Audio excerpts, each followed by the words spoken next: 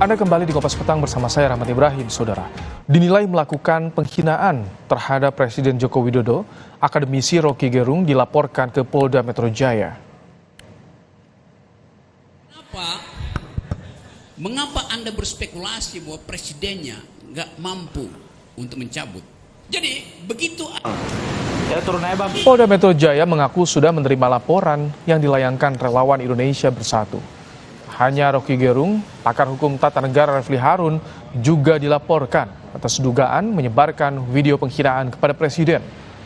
Sebelumnya Roky Gerung dinilai menghina Jokowi melalui forum diskusi yang videonya diunggah melalui kanal YouTube milik Refli Harun. Mengapa Anda berspekulasi bahwa presidennya nggak mampu? Melaporkan resmi Roky Gerung sama Refli Harun.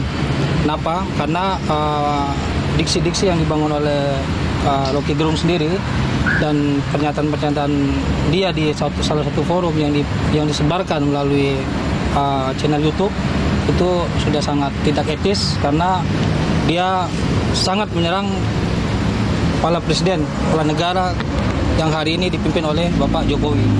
Kami sebagai relawan dan masyarakat Indonesia sangat terganggu dan ini sudah memunculkan kegaduhan. Sebelumnya, Roky Gerung dilaporkan ke Baris Krim Polri pada Senin kemarin, tetapi laporan tersebut ditolak. Di hari yang sama, laporan yang dilayangkan relawan Jokowi ini kemudian dilaporkan ke Polda Metro Jaya. Sehingga apa yang dilakukan oleh Roky Gerung itu menghancurkan, meluluh lantakan kesabaran kami yang kami pendam bertahun-tahun. Sejak Pilpres ya.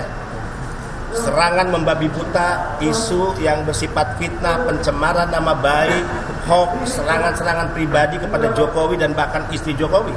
Selama ini kita memendam kesabaran dan menyerahkan itu pada proses hukum. Akan kami katakan Roky Gerung untuk kasus ini dia kena batunya. Wali Kota Solo sekaligus putra